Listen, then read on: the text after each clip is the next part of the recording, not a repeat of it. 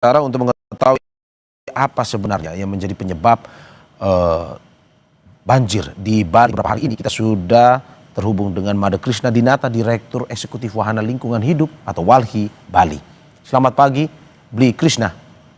Selamat pagi, Bang. Terima kasih sudah bergabung di Breaking News Kompas TV. Bli, tadi ada beberapa laporan selama beberapa hari ini, beberapa laporan dari teman-teman jurnalis kita di lapangan, terutama di wilayah Denpasar pun juga di Karangasem, terkait dengan kondisi banjir ini.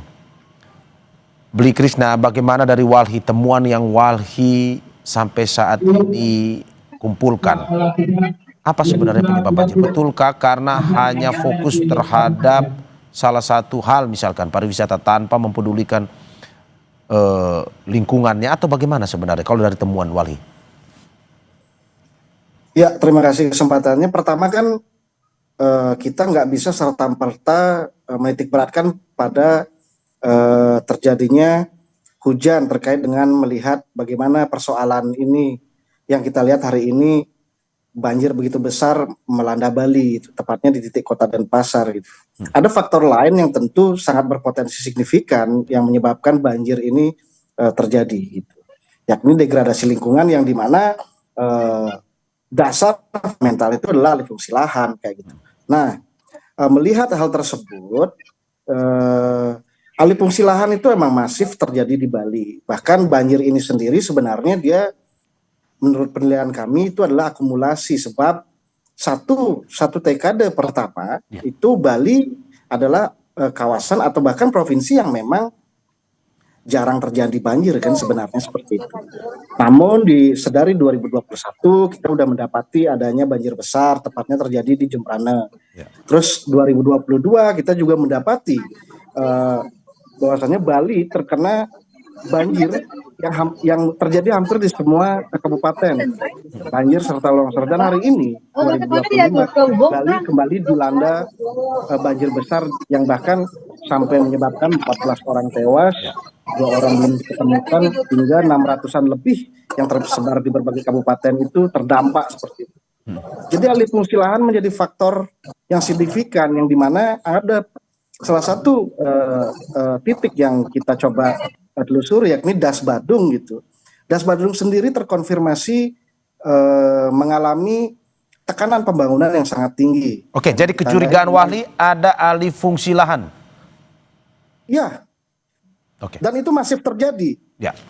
Dalam konteks pembangunan berbagai infrastruktur dan juga akomodasi pariwisata kayak gitu. Seperti Das Badung misalnya, yang dimana tekanan pembangunannya tinggi. Itu bisa dilihat dari tanda di mana yang tadinya lahan pertanian sawah itu berubah jadi bangunan terbangun, lalu perkebunan juga menjadi lahan berbangunan terbangun, dan yang lebih parahnya lagi, pembangunan itu sudah bahkan mengokupasi atau mencaplok ruang-ruang sepadan sungai seperti itu. Jadi hal-hal tersebut tentu akan mendistorsi terjadinya bencana, yang akan mengurangi daya resapan tanah dan lain sebagainya, dan bahkan mempercepat kecepatan air gitu. Seperti itu. Jadi alih fungsi lahan itu adalah satu faktor signifikan, serta tata kota atau penerapan tata ruang yang kami nilai sangat serampangan amburadul, sehingga menyebabkan berbagai pembangunan gampang dilakukan, ditambah distorsi dari regulasi yang ada dari Undang-Undang Cipta Kerja dan turunannya adalah OSS, Online Single Submission gitu, yang menyebabkan Bali masif pembangunan, masif alih fungsi lahan, dan sangat rentan terhadap bencana. Salah satunya banjir, seperti itu, Bang. Oke, Mas, alih fungsi lahan menarik. Karena apakah memang selama ini dalam pembangunan yang dilakukan oleh pemerintah setempat, tidak ada dialog ataupun ahli yang didatangkan untuk melihat bagaimana struktur pembangunan yang nanti akan dilakukan ini bisa berdampak kalau ada kejadian luar biasa seperti banjir ini dan berdampak kepada masyarakat? Apakah tidak ada dialog ataupun nasihat ahli seperti itu, misalkan dari WALHI sendiri ataupun ahli lingkungan yang lain terhadap pemerintah kala ingin membangun pembangunan di tempat tersebut? Ya, perlu kami sampaikan juga, WALHI dari awal itu tergabung di dalam Komisi Penilai AMDAL. Ya. Jadi kita acap kali juga dilibatkan dalam beberapa pembangunan akomodasi dan juga infrastruktur di Bali. Ya. Dan dalam ruang-ruang tersebut, WALHI Bali itu acap kali tidak hanya memberi masukan, bahkan protes terkait dengan teman-teman seperti misalnya pembangunan akomodasi pariwisata yang melabrak sepadan pantai, pembangunan akomodasi pariwisata yang melabrak sepadan sungai, pembangunan akomodasi pariwisata yang berpotensi mengalihkan lahan pertanian basah, serta pembangunan akomodasi pariwisata yang justru dibuat di kawasan rawan bencana seperti itu. Ya. Kita acap kali melakukan protes-protes terhadap rencana pembangunan karena bagi kita, kalau umpamanya kita melihat dokumen resmi di Bali sendiri, RPJMD itu, Ya. kita melihat bahwasanya hampir daya dukung daya tampung hampir seluruh kabupaten di Bali itu sudah terlampaui, sehingga sebenarnya udah nggak ada kata lagi atau sikap kompromistis lagi kalau bahwasannya pembangunan utamanya yang berpotensi ekstraktif terhadap lingkungan itu mesti dilakukan kayak gitu. Oke. Justru hari ini kita mesti berbenah dengan bagaimana melakukan tata kelola lingkungan agar mendapati Bali menjadi tangguh dalam memitigasi bencana dan berkelanjutan di Bali seperti itu. Oke, Bli Krishna, tahan sebentar karena saya akan menyapa salah satu narasumber kita lagi, Putu Rumawan Salain, ahli tata kota Universitas Udayana. Selamat pagi, Bli Rumawan. Iya, selamat pagi Mas. Selamat pagi Krishna. Bli, Jumpa lagi. bersama kita juga ada Made Krishna Dinata, Direktur Eksekutif Wahana Lingkungan Hidup Walhi Bali. Iya.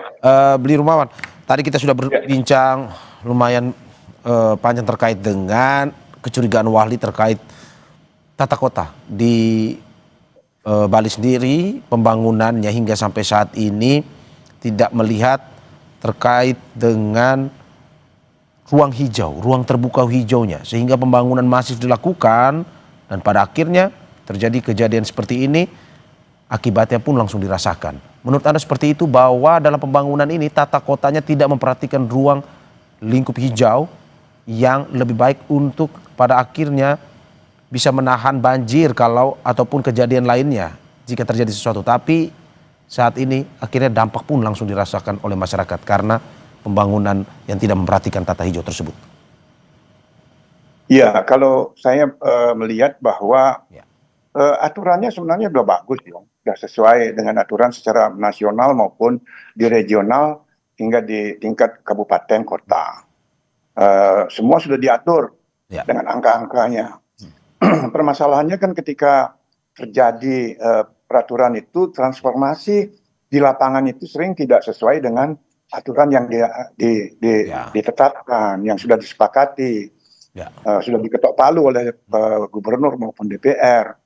Sehingga dengan demikian kita maklumi bahwa sering terjadi pelanggaran-pelanggaran dan akhirnya pelanggaran itu menjadi contoh role model bagi para pengembang atau pembangun berikutnya. Contoh misalkan Kota Denpasar atau kota-kota lain se-Indonesia menurut aturan tata ruang nasional kan harus memiliki RTH sejumlah 30% dan 20% untuk yang private segala macam sudah diatur. Nah, kita kesulitan, sesungguhnya memang Denpasar kesulitan untuk mencari RTH di sejumlah 30% karena apa? Karena memang lahan kita hanya 133 km persegi. Dan itu kemudian karena peraturan yang sudah membuat universal di seluruh Indonesia itu, lalu dinegosiasi sawah menjadi bagian daripada sumbangan RTH begitu. Nah, ketika sawah secara masif berubah fungsinya karena berbagai kepentingan dalam pembangunan ini, di mana garda atau lokomotifnya di pariwisata itu tumbuh semua dengan pesat segala macam, bahkan tidak hanya di lahan sawah yang terjadi alih fungsi, tetapi di berbagai bekas rumah-rumah yang lama pun juga mungkin ada yang berbagai perubahan gitu. Dan ini akibatnya kan daya serap air untuk di kota itu sudah tidak sanggup dia karena luasnya lebih banyak tertutup lahannya dengan bangunan gitu. Apalagi ditimpali dengan peraturan 60% berbanding 40% terbangun dan tidak terbangun, itu juga sering dilanggar oleh masyarakat, katakan begitu. Sehingga dengan demikian air tidak terserap di halaman, tidak serap di bumi kita, dia akhirnya lari ke jalan, dari jalan akhirnya jadi sungai jalannya, seperti dilihat di gambar-gambar, kemudian jalan yang menjadi sungai mencari tempat yang terendah dan akhirnya berlabuh di sungai dan di sungai akhirnya meluap. Inilah yang fenomena yang terjadi akhir-akhir ini dan kita sepertinya tidak kapok-kapok, mohon maaf, tidak kapok-kapok atau entah tahu mereka karena dia tidak mengalami, tidak semua, not the public enemy ini kejadian ini hanya menyangkut hanya beberapa orang yang kena.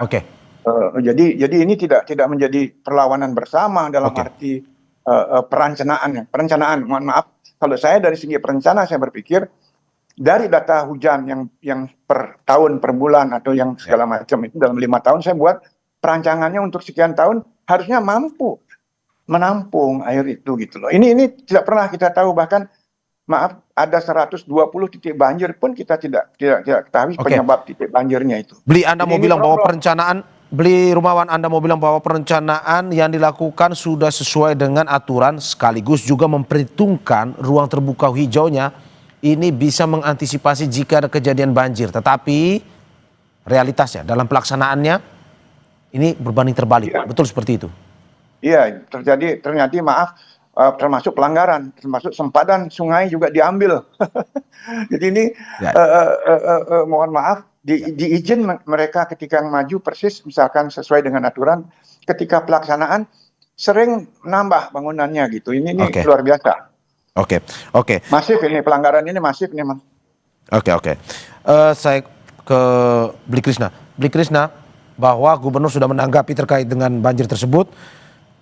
Katanya akibat pengolahan sampah yang buruk sebenarnya adalah akibat dari banjir besar terjadi di Bali. Tapi sebelum Anda menjawab, kita saksikan jeda berikut. Terima kasih, masih di Breaking News Kompas TV bersama dua narasumber saya, Made Krishna Dinata, Direktur Eksekutif Wali Bali, dan juga Bli Rumawan, ahli tata kota Universitas Udayana.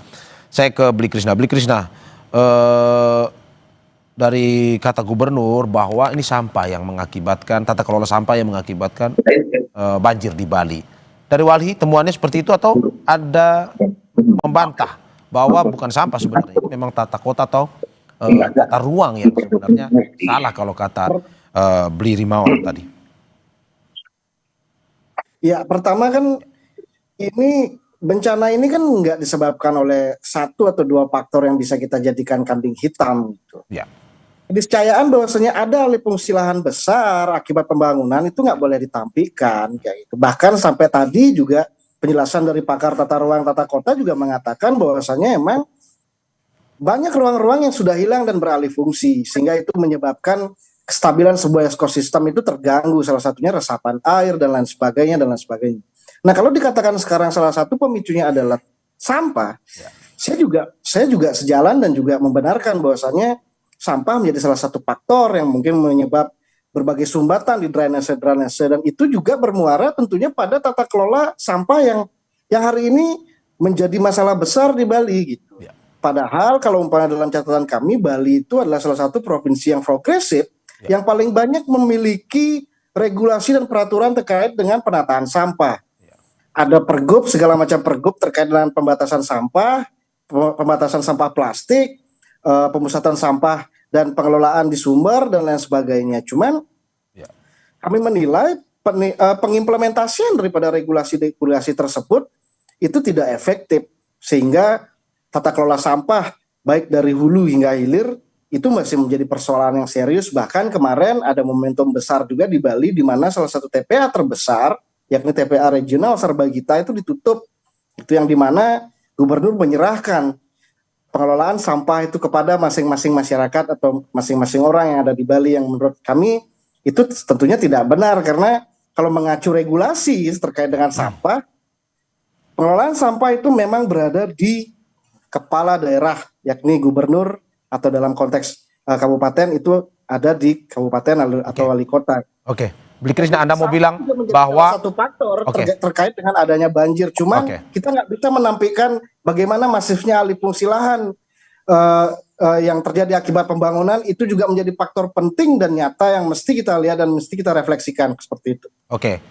Sampah salah satu faktor, tapi bukan berarti ini menjadi yang utama. Masih banyak faktor-faktor lain ya menurut Anda seperti itu ya? Iya. Saya ke Bli Rumawan. Benar Anda mau sepakat dengan Bli Krishna bahwa apa yang dikatakan gubernur ini bukan menjadi faktor utama sebenarnya, bahwa ini hanya menjadi salah satu faktor pendukung banjir semakin besar kemarin dan masih ada faktor-faktor lain sebenarnya? Ya, saya pikir sampah itu hanya menumpang di banjir. Ya. Jadi saya tidak sepakat kalau dikatakan penyebab utama. Ya. Penyebab utama ini jujurnya itu kan karena kita kehilangan lahan-lahan terbuka. Ya. Lalu kemudian normalisasi sungai juga tidak terjadi dengan tepat. Peralihan fungsi lahan tadi juga menyebabkan buntunya saluran irigasi di berbagai wilayah. Dan ini jangan kita lihat di Denpasar, kita harus lihat Bali menyeluruh sebagai sebuah ekosistem. Ya. Jadi air yang datang ini bukan dari kota, dia datang dari Bedugul, dari puncak di atas, dari Tabanan, dari Gianyar dan lain-lain. Yang tidak sanggup melimpah lalu mencari tempat ke tempat kita. Coba kita bayangkanlah sekarang, atau 100 meter persegi lahan sawah, misalkan 10 kali 10, itu ada 10 cm, itu sudah bisa kita hitung berapa meter kubik yang bisa diresap, ditampunglah dulu katakan di sawah. Kalau dia sudah tidak sanggup, dia akan melimpahkan ke jalur irigasi yang disebut dengan sistem subak itu, dan pasti nanti terbuangnya di sungai. Di sungai dan nanti akhirnya bermuara ke laut. Sistem ini yang tradisinya menurut saya luar biasa bagusnya, ketika pendekatan modern berlangsung, terputus, tidak ada yang menyentuh, mohon maaf, selesai urusan jual beli tanah, dia di notaris, agraria menerbitkan sertifikat dan lain-lain, tidak ada yang peduli. Ya. Hadiran sawah nih, sehingga dengan demikian sebenarnya secara sistematis ini perlahan-lahan pertanian ini terbunuh dia ke depannya. Dan ini berbahaya karena memang kita lihat bukan soal kepentingan padi, tetapi adalah kepentingan antara kepentingan keberadaan ekosistem dan ekologi yang memang mohon maaf, Bali sebenarnya nyaman ketika kita lihat pengaturan perbandingan lahan terbuka dan tertutup itu masih seimbang sesuai dengan aturan yang dibuat gitu. Jadi ini kan karena ulah kita sendiri. Tidak, kita mengerti perencanaan tapi kita tidak sanggup merencanakan yang baik. Jadi kita terlalu pragmatis, hanya melihat uang yang kita terima hari ini, tidak berpikir bagaimana keadaan di mendatang yang bagi anak cucu kita. Ini yang harus menjadi penekanan kemudian kedua pemerintah, sehingga dengan demikian harus direvisi atau direview Perda Tata Ruang 2023 yang kemarin ini terjadi. Setidak-tidaknya dari segi pertama adalah soal banjir yang sedang kita hadapi, yang kedua sampah, yang ketiga infrastruktur jalan, transportasi, dan yang berikut adalah listrik, dan yang terakhir adalah soal air bersih. Oke. Ini problem besar buat Bali. Kalau ini tidak bisa, mohon maaf, tata ruang kita semakin rusak, karena memang di dalam aturan tata ruang itu selain struktur kan kita harus berpikir kepada infrastruktur yang terjadi di dalam pengisian ruang-ruang yang ada di seluruh Bali ini. Oke. Demikian. Oke. Saya kembali ke Bli Krishna. Bli Krishna, bagaimana sejak kapan kalau dari data Wali? Sejak kapan ketidakpedulian terhadap ruang terbuka hijau ini dilakukan oleh pemerintah setempat, dan apakah mungkin dengan kondisi seperti ini sudah terlambat bagi kita untuk melakukan restorasi, terutama di wilayah kawasan yang membutuhkan hutan ataupun membutuhkan ruang terbuka hijau? Ya, sebenarnya kalau berbicara wacana terkait dengan alih fungsi lahan, kami pribadi di Walhi Bali ini udah dari 12 tahun yang lalu udah ngomong, bahkan dari tahun 2012 kita udah komplain terkait dengan bagaimana Bali ini udah kelebihan kamar, kelebihan akomodasi pariwisata berupa hotel, villa dan lain sebagainya kayak gitu. Dan wacana alih fungsi lahan tuh udah kita dengungkan kala itu gitu. Bahkan gubernur sebelumnya itu sampai membuat sebuah regulasi terkait dengan yang namanya moratorium Bali Selatan kayak gitu. Nah, kalau umpamanya mengacu hingga hari ini, justru hal-hal tersebut nggak tercapai dan nggak terimplementasi dengan baik, dan justru yang kita dapati adalah bagaimana laju pembangunan serta alih fungsi lahan itu justru makin membabi buta di sini kayak gitu. Dan bahkan sekarang hal-hal tersebut justru di-trigger oleh berbagai produk-produk regulasi atau produk-produk hukum yang terbit, semisal Undang-Undang Cipta Kerja atau Omnibus Law yang di bawahnya menurunkan OSS gitu, online single subsistence, yang menyebabkan berbagai perizinan terkait dengan pembangunan akomodasi pariwisata itu sangat gampang. dan mudah dilakukan. Bahkan tidak jarang kita mendapati bahwasannya suatu instansi atau perusahaan tertentu itu bisa membangun lebih dulu tanpa melakukan konsultasi atau perencanaan kepemilikan terkait dengan dokumen lingkungan kayak gitu.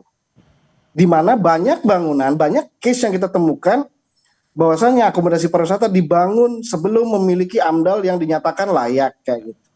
Jadi salah satu impact daripada regulasi atau peraturan yang sangat mempermudah perizinan investasi ini juga menjadi bumerang yang amat keras menyerang Bali, terutama dari alih fungsi lahan dan masifikasi pembangunannya sendiri, sehingga Bali berada dalam posisi teramat rentan terhadap bencana yang dimana hari ini kita sedang menghadapi krisis iklim secara global seperti itu.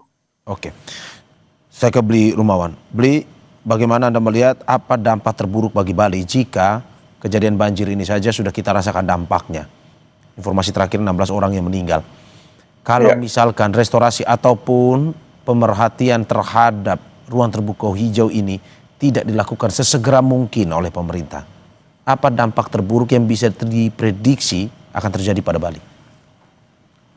Ya, begini, saya sepakat untuk berpandangan bahwa pariwisata ini bukan satu-satunya yang memberikan jaminan kehidupan bagi Bali.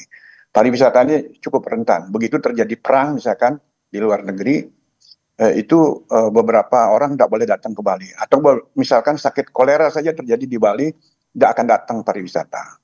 Jadi maaf, ribuan kamar tidak akan terpakai, ribuan pekerja juga tidak akan bekerja dan tidak ada uang.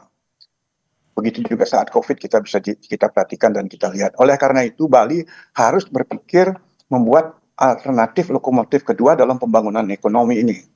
Sehingga dengan demikian kita tidak terlalu menggantungkan dengan pariwisata. Ini masalahnya kalau kita katakan sekarang ini sampah, lalu banjir, lalu macet.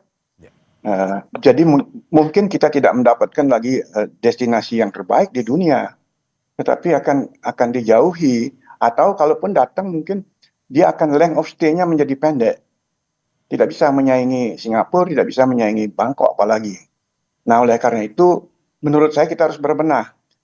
Salah satu titik yang mesti harus kita pikirkan sekarang, penyebaran pembangunan ini harus merata di seluruh kabupaten.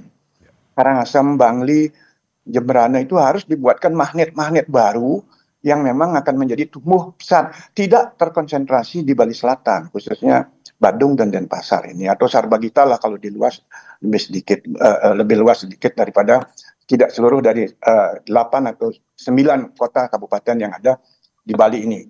Sehingga dengan demikian linknya itu harus dibangun, akses yang harus dibuat di seluruh Bali ini membuat mudah. Ini mohon maaf ya, masih ada isu lagi yang akan memporak-porandakan lingkungan dan lain-lainnya. Kalau jadi misalkan bandara di Bali Utara, saya nggak tahu Krisna setuju apa tidak. Buat saya ini tidak, Pak. Akan lebih begini berat lagi bagi Bali. Barat bagi Bali, mohon maaf. Mungkin saya sudah, kamu orang tua nggak percaya, nggak setuju. Enggak. Coba berpikirlah, ini membangun kota baru lagi di satu tempat yang akan daya dukung Bali. Pasti Krisna akan menganalisis dengan teliti di samping kerusakan lahan dan kerusakan sosial dan budaya. Ini loh permasalahan yang kita hadapi ke depan itu. Mohon maaf, ini habis ini boleh saya minta izin ya, karena saya sedang ditunggu di DPR ini sudah beberapa kali dipanggil. Silakan Bli Rumawan. Terima kasih. Ya, kalau terima kasih. Udah kena ya, substansinya perlu kena ya. Ya, sangat tersampaikan apa yang memang menjadi keresahan, tidak hanya sebagai seorang ahli tapi juga dari masyarakat Bali sendiri. Terima kasih. Ya, Rumawan Salahin, ahli tata kota Universitas Udayana atas apa yang disampaikan. Saya terakhir ke Bli Krisna, singkat saja Bli. Bli Rumawan boleh? Saya lihat. Ya, terima kasih. Mohon maaf. Mudah-mudahan bermanfaat. Terima kasih Bli Rumawan. Salam sehat selalu. Bli Krisna terakhir, singkat saja apa yang harus menjadi perhatian jika restorasi ini pada akhirnya menjadi yang utama. Pariwisata tetap dijaga, tetapi bagaimana tata lingkungan yang harus terus diperhatikan dan dipedulikan? Ya, pertama kan prioritas terkait dengan bagaimana kerentanan Bali akibat degradasi lingkungan itu harus menjadi posisi pertama di Bali. Jadi kita nggak bisa lagi menempatkan pembangunan pariwisata massal sebagai tonggak ekonomi seperti itu. Lalu kedua, persepsi mengenai pemerataan pembangunan gitu yang sebenarnya acap kali dan masih tersebar di berbagai persepsi pemerintah itu. Pemerataan pembangunan itu kan bagaimana, kalau kami melihat bagaimana yang ada di selatan itu akan ditemplate dan di-copy ke utara gitu. Padahal di selatan kita udah kekurangan air, kita apakah akan membuat kekurangan air di utara? Di selatan kita udah kehilangan subak, apakah kita akan menghilangkan subak di utara? Di selatan kita udah kehilangan lahan atau alih fungsi lahan, apakah kita akan menyebabkan itu di utara? Jadi itu udah nggak bisa. Dan hari ini saya mencoba mendorong bagaimana ketegasan dalam penegakan tata ruang, ketegasan dalam penegakan berbagai rencana infrastruktur yang ekstraktif terhadap lingkungan seperti rencana pembangunan jalan tol Gilimanuk-Mengui misalnya yang jadi program prioritasnya gubernur itu bisa didelegitimasi sebab itu berpotensi juga ekstraktif terhadap lingkungan dan merubah bentang alam seperti itu. Terima kasih Made Krishna Dinata, Direktur Eksekutif Wahana Lingkungan Hidup atau WALHI Bali atas apa yang disampaikan, dan sebelumnya ada Putu Rumawan Salain, ahli tata kota Universitas Udayana. Semoga apa yang disampaikan ini menjadi mitigasi yang penting bagi pemerintah untuk bisa lebih serius dalam memperhatikan ruang terbuka hijau, tata kotanya, sehingga tidak terjadi lagi kejadian bencana seperti ini. Sekali lagi terima kasih Bli Krishna atas apa yang disampaikan. Sehat-sehat selalu, Bli. Sehat, terima kasih, baik. Terima kasih, Bang. Dan saudara, saya akhiri breaking news